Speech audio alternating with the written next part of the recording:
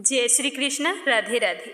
आज सावन माह का दूसरा सोमवार है। सारे शिव भक्तों को हार्दिक शुभकामनाएं।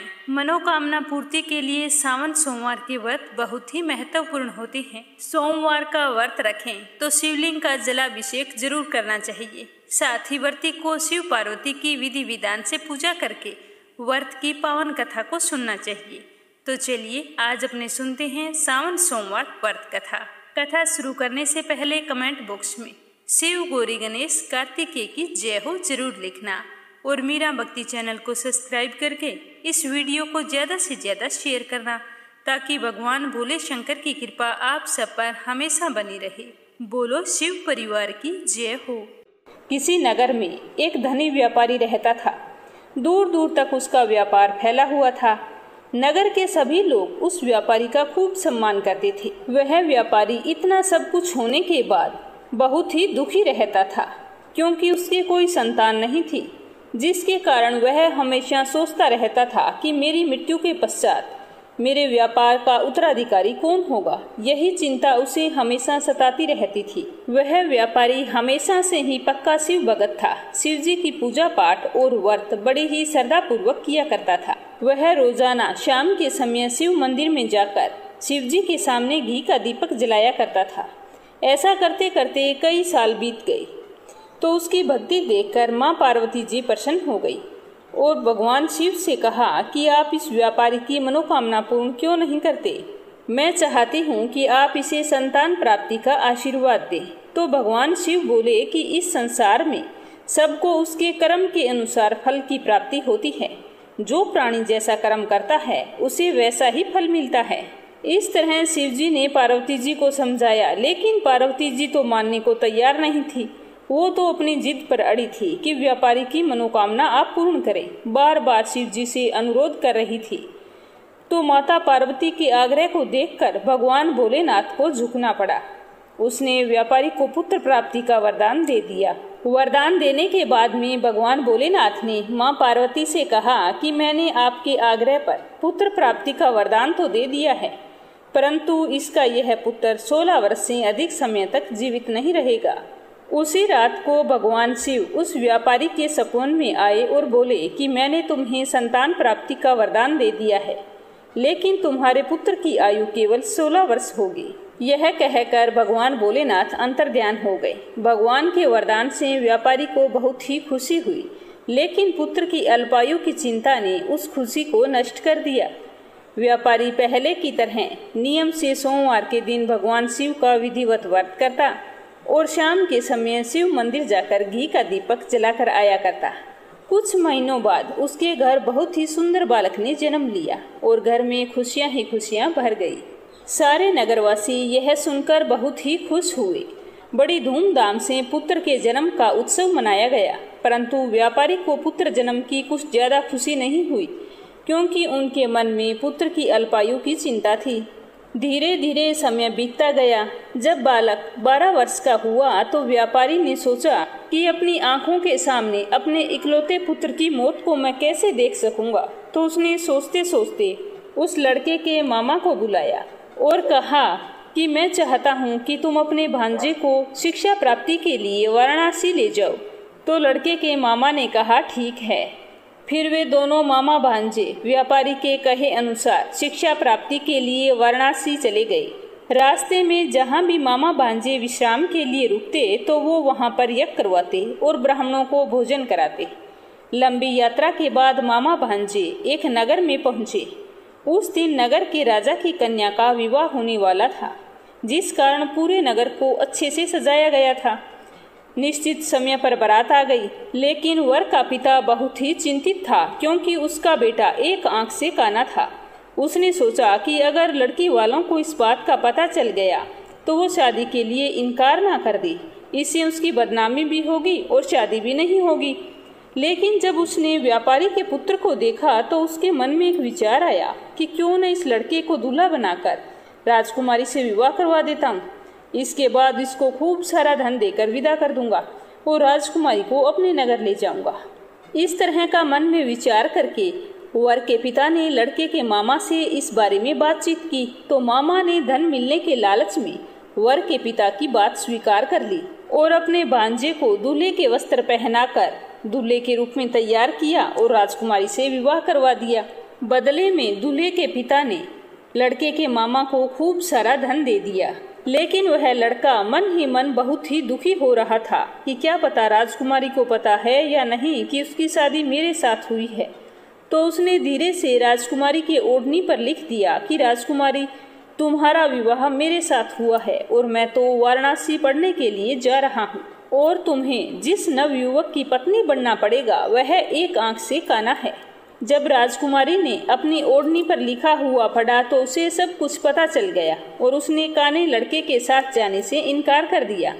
राजा को जब ये बात पता चली तो उन्होंने राजकुमारी को अपने घर में ही रख लिया और बारात खाली लौट गई।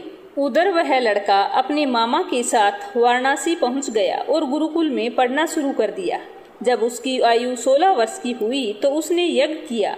यज्ञ समाप्ति के बाद ब्राह्मणों को भोजन कराया और खूब सारा अन्न वस्त्र दान किए। रात को वह अपने शयन कक्ष में सो गया। शिव के वरदान के अनुसार शयन अवस्था में ही उसके प्राण पखेरु उड़ गए। सूर्योदय होने पर जब भांजा उठा नहीं तो उसके मामा को चिंता हुई और पास जाकर जैसे ही अपने भांजे को उठाने की कोशिश की तो उसे पता चला कि उसकी तो मौत हो गई है। अपने मृत भांजे को देखकर उसका मामा जोर जोर से रोने पीटने लगा। आसपास के सारे लोग वहां पर इकट्ठे हो गए और दुख प्रकट करने लगे। मामा कहने लगा कि अब मैं वापस जाकर अपने जीजा को क्या जवाब दूंगा। लड़के के मामा के रोने और विलाप करने के सवाल समीप से गुजरते हुए भगवान शिव और माता पार्वती को सुनाई दिए तो माता पार्वती ने भगवान शिव से कहा कि हे प्राणनाथ, मुझे इस आदमी के रोने की आवाज सहन नहीं हो रही है, आप इस व्यक्ति के कष्ट को दूर करें। तो भगवान शिव और माता पार्वती अदृश्य रूप से समीप जाकर देखा तो भगवान भोलेनाथ माता पार्वती जी से बोले कि यह तो उसी व्यापारी का पुत्र है जिसे मैंने 16 वर्ष की आयु का वरदान दिया था। इसकी आयु पूरी हो चुकी है, अब तो इसे जाना होगा। तो माँ पार्वती जी ने फिर से अनुरोध किया कि इस बालक को जीवन दान दो। इस तरह माता पार्वती के बार बार निवेदन करने पर भगवान शिव ने उस लड़के को जीवित होने का वरदान दे दिया, जिससे कुछ ही पल में वह बालक जीवित होकर बैठ गया। अपने भांजे को जिंदा देखकर उसका मामा बहुत ही खुश हुआ। जैसे ही शिक्षा समाप्त हुई तो लड़का अपने मामा के साथ अपने नगर की ओर चल दिया। दोनों चलते चलते फिर उसी नगर में जा पहुंचे जहां उसका विवाह हुआ था। उस नगर में यज्ञ का आयोजन किया। समीप से गुजरते हुए नगर के राजा ने यज्ञ का आयोजन देखा और तुरंत ही उस लड़के और उस मामा को पहचान लिया। फिर यज्ञ के समाप्त होने पर राजा मामा और भांजे को लेकर महल में गए और वहां पर उन्हें कुछ दिन महल में रखा और फिर बहुत सारा धन वस्त्र आदि देकर राजकुमारी को उसके साथ विदा कर दिया।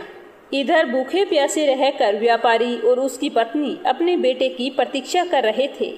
उन्होंने प्रतिज्ञा कर रखी थी कि यदि उन्हें अपने बेटे की मृत्यु का समाचार मिला तो दोनों अपने प्राण त्याग देंगे।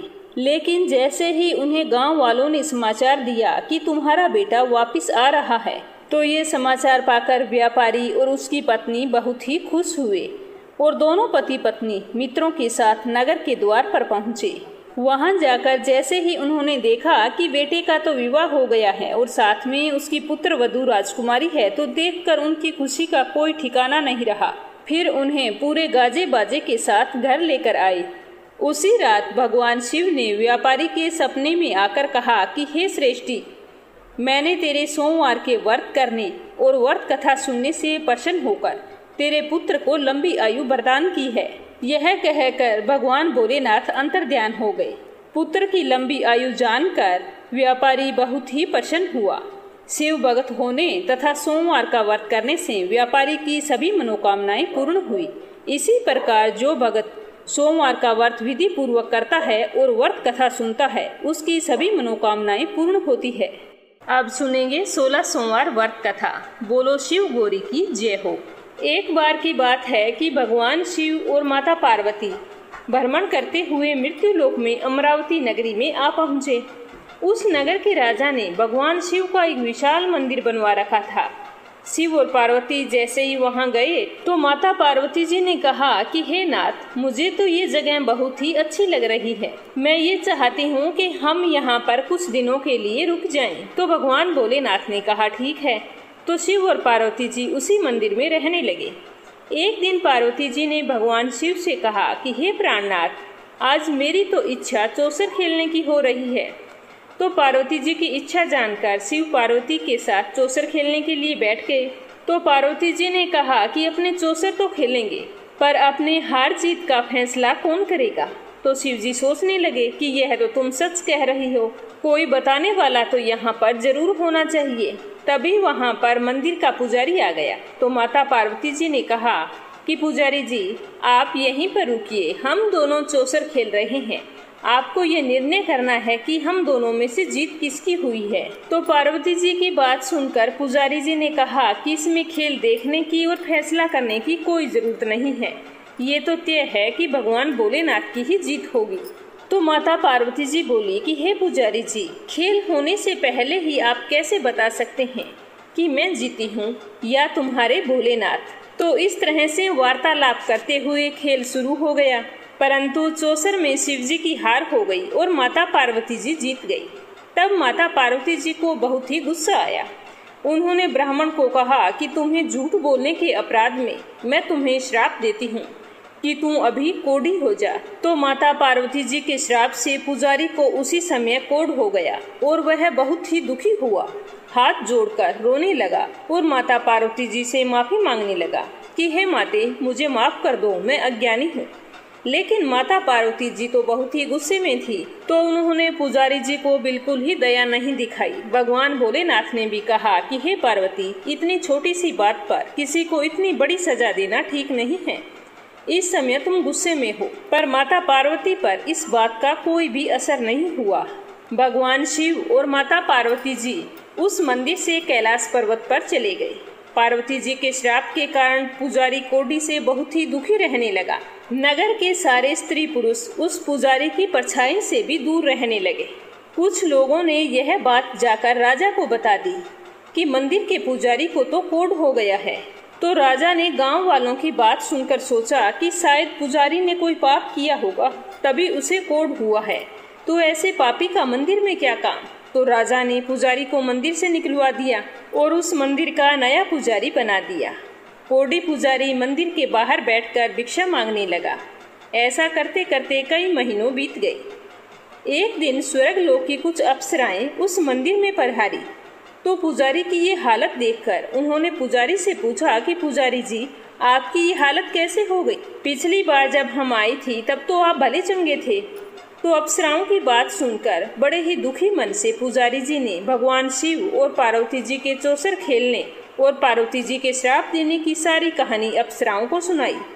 तब अप्सराओं ने पुजारी की बात सुनकर बहुत ही दुख प्रकट किया और पुजारी जी से कहा कि तुम्हें ज्यादा दुखी होने की कोई जरूरत नहीं है।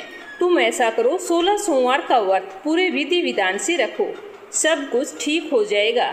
तो पुजारी जी ने कहा कि व्रत तो मैं रख लूंगा, लेकिन मुझे व्रत करने की विधि नहीं पता।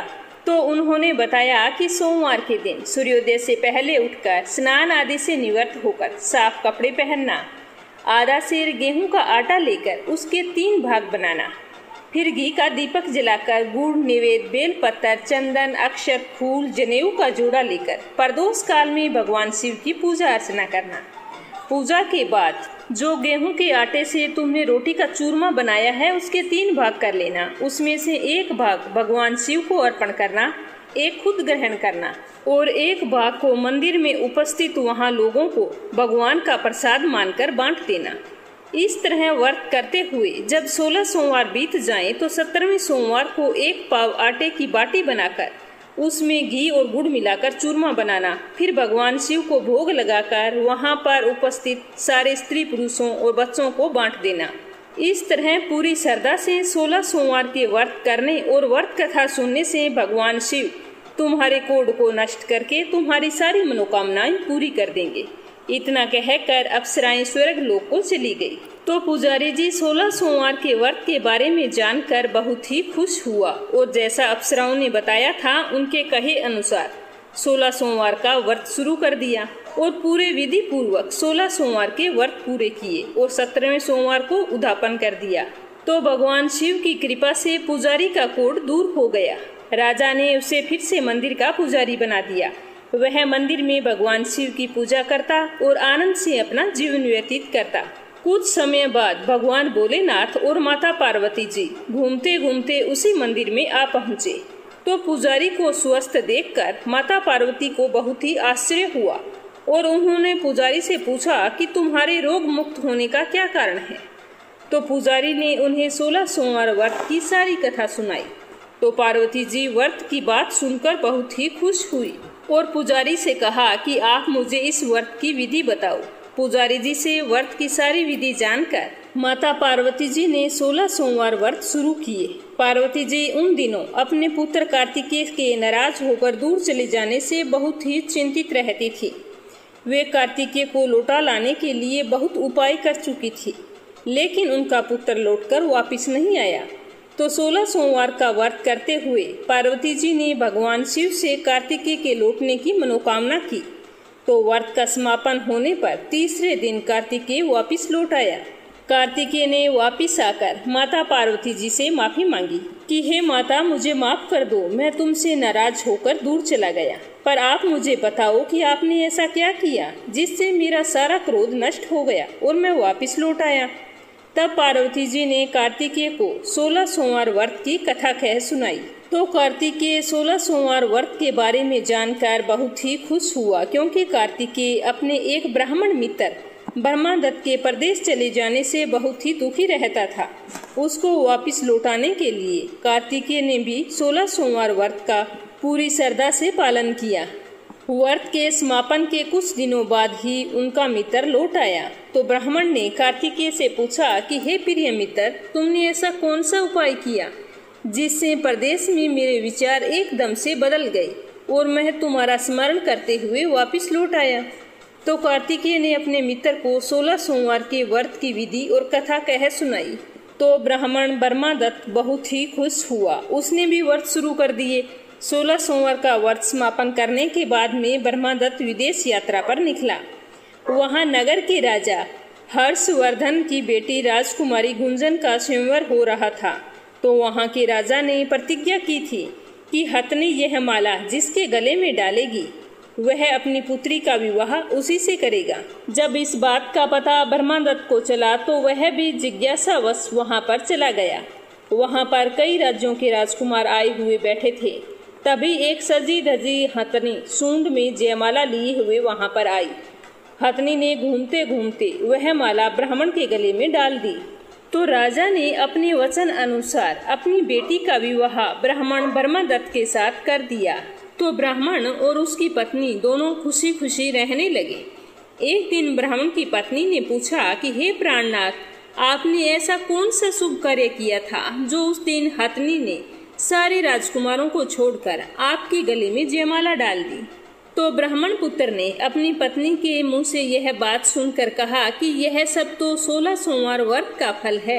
तो ब्राह्मण की पत्नी ने कहा कि मुझे इस व्रत की सारी विधि बताओ और व्रत कथा भी सुनाओ। तो राजकुमारी ने अपने पति से 16 सोमवार व्रत की विधि जानकर पुत्र की इच्छा से 16 सोमवार व्रत किया। निश्चित समय पर भगवान शिव की कृपा से राजकुमारी के एक बहुत ही सुंदर, सुशील और स्वस्थ पुत्र पैदा हुआ। पुत्र के जन्म पर ब्राह्मण और उसकी पत्नी बहुत ही खुश हुए। पुत्र का नामकरण किया गया तो नाम गोपाल रखा गया। बड़ा होने पर पुत्र गोपाल ने एक दिन माँ से वही प्रश्न किया कि माँ, मैंने तुम्हारे घर में जन्म लिया, इसका क्या कारण है, आप मुझे बता सकती हैं? तो माता गुंजन ने कहा कि बेटा, यह तो 16 सोमवार व्रत का फल है। भगवान शिव की कृपा से तूने मेरे यहाँ जन्म लिया। तो गोपाल ने कहा कि माँ, मुझे भी 16 सोमवार व्रत की विधि बताओ, मैं भी 16 सोमवार व्रत करना चाहता हूँ। व्रत की सारी विधि जानकर गोपाल ने भी व्रत करने का संकल्प किया। गोपाल जब 16 वर्ष का हुआ तो उसने राज्य पाने की इच्छा से 16 सोमवार का व्रत बड़ी श्रद्धा से विधि पूर्वक किया और 17वें सोमवार को व्रत का उद्यापन कर दिया। कुछ दिनों बाद गोपाल पासी के नगर में घूमने के लिए गया तो उस नगर का राजा वृद्ध हो चला था। उस राजा ने जब गोपाल को देखा तो बहुत ही पसंद आया।